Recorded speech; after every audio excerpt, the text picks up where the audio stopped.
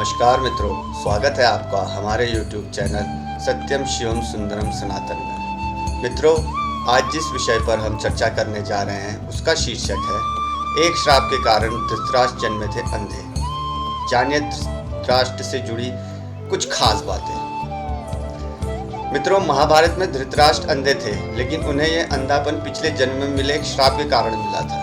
धृतराष्ट्र ने ही गांधारी के परिवार को मरवाया था, लेकिन क्यों मिला था उन्हें अंधे होने का श्राप और क्यों मरवाया था उन्होंने अपनी पत्नी गांधारी के परिवार को? तो आइए जानते हैं मित्रों इस वीडियो में धृतराष्ट्र से जुड़ी कुछ ऐसी ही खास बातें। भीम को मार डालना चाहते थे धृतराष्ट्र।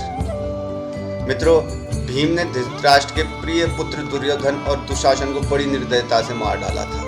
इस कारण धृतराष्ट्र भीम को भी मार डालना चाहते थे। जब युद्ध समाप्त हो गया तो श्री कृष्ण के साथ युधिष्ठिर, भीम, अर्जुन, नकुल और सहदेव महाराज धृतराष्ट्र से मिलने पहुंचे। युधिष्ठिर ने धृतराष्ट्र को प्रणाम किया और सभी पांडवों ने अपने अपने नाम लिए और प्रणाम किया। श्री कृष्ण महाराज के मन की बात पहले से ही समझ गए थे कि वो भीम का नाश करना चाहते हैं। धृतराष्ट्र ने भीम को गले लगाने की इच्छा जताई तो श्री कृष्ण ने तुरंत ही भीम के स्थान पर भीम की लोहे की मूर्ति आगे बढ़ा दी।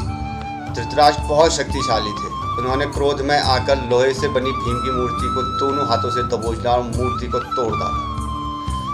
मूर्ति तोड़ने की वजह से उनके मुंह से भी खून निकलने लगा और वे जमीन पर गिर गए। कुछ ही देर में उनका क्रोध शांत हुआ तो उन्हें लगा कि भीम मर गया है, तो वो लौटने लगे। तब श्री कृष्ण ने महाराज से कहा कि भीम जीवित है। आपने जिसे तोड़ा वो तो भीम के आकार की मूर्ति थी। इस प्रकार श्री कृष्ण ने भीम के प्राण बचा लिए।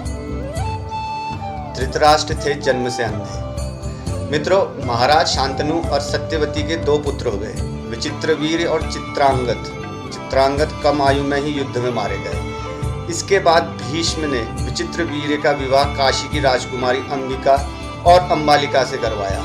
विवाह के कुछ समय बाद ही विचित्रवीर्य की भी बीमारी के कारण मृत्यु हो गई। अंबिका और अंबालिका संतानहीन थी, तो सत्यवती के सामने यह संकट उत्पन्न हो गया कि कौरव वंश आगे कैसे बढ़ेगा। वंश को आगे बढ़ाने के लिए सत्यवती ने महर्षि वेदव्यास से उपाय पूछा। तब वेदव्यास ने अपनी दिव्य शक्तियों से अंबिका और अंबालिका से संतानें उत्पन्न की। अंबिका ने महर्षि के भय के कारण आंखें बंद कर ली थी, तो इसकी अंधी संतान के रूप में धृतराष्ट्र हुए। दूसरी राजकुमारी अंबालिका भी महर्षि से डर गई थी और उसका शरीर पीला पड़ गया था, तो इसकी संतान पांडु हुई। पांडु जन्म से ही कमजोर थे। दोनों राजकुमारियों के बाद एक दासी पर भी महर्षि वेदव्यास ने शक्तिपात किया था। उस दासी से संतान के रूप में महात्मा विदुर उत्पन्न हुए। एक श्राप के कारण धृतराष्ट्र जन्मे थे अंधे। मित्रों, धृतराष्ट्र अपने पिछले जन्म में एक बहुत दुष्ट राजा था।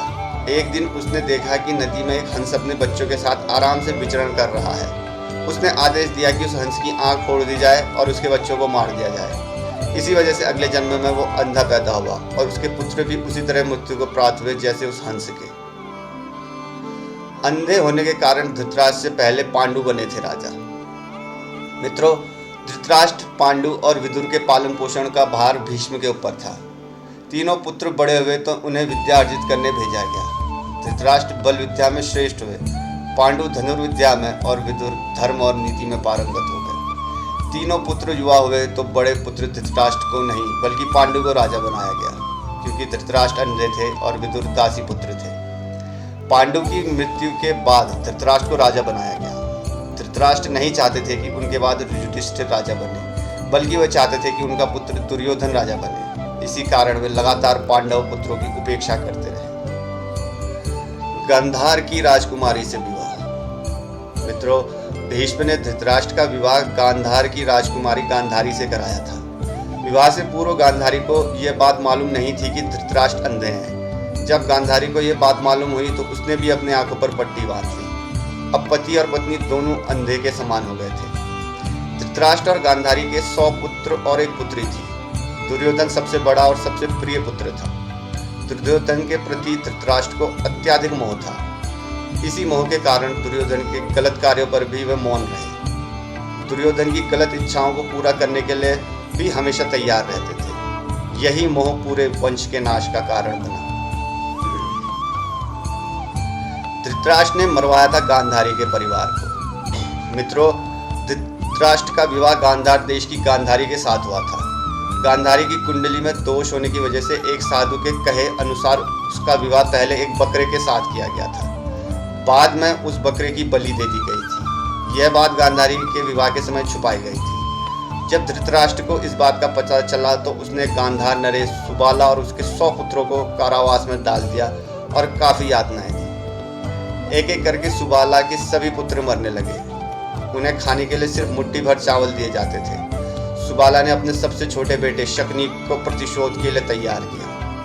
सब लोग अपने हिस्से के चावल शकुनी को दे देते थे ताकि वह जीवित रहकर कौरवों का नाश कर सके। मृत्यु से पहले सुबाला ने धृतराष्ट्र से शकुनी को छोड़ने की विनती की, जो धृतराष्ट्र ने मान ली। सुबाला ने शकुनी को अपनी रीढ़ की हड्डी के पासे बनाने के लिए कहा। वही पासे कौरव वंश के नाश का कारण बने। शकुनी ने हस्तिनापुर में सबका विश्वास जीता और 100 कौरवों का अभिभावक बना। उसने न केवल दुर्योधन को युधिष्ठिर के खिलाफ भड़काया बल्कि महाभारत के युद्ध का आधार भी बनाया। और धृतराष्ट्र चले गए वन में। मित्रों, युद्ध के बाद धृतराष्ट्र और गांधारी पांडवों के साथ एक ही महल में रहने लगे थे। भीम अक्सर धृतराष्ट्र से ऐसी बातें करते थे जो कि उन्हें पसंद नहीं थी। भीम के ऐसे व्यवहार से धृतराष्ट्र बहुत दुखी रहने लगे। वे धीरे धीरे 2 दिन या 4 दिन में एक बार भोजन करने लगे। इस प्रकार 15 वर्ष निकल गए। फिर एक दिन धृतराष्ट्र के मन में वैराग्य का भाव जाग गया और वे गांधारी के साथ वन में चले गए। तो दोस्तों, ये थी आज की हमारी वीडियो। आशा करता है आपको हमारी आज की वीडियो पसंद आई होगी। और अगर आपको आज की हमारी वीडियो पसंद आई तो कृपया करके हमारे वीडियो को लाइक, शेयर और चैनल को सब्सक्राइब करना बिल्कुल मत भूलिएगा। तो मिलते हैं मित्रों अगले किसी और वीडियो में। तब तक के लिए हर हर महादेव।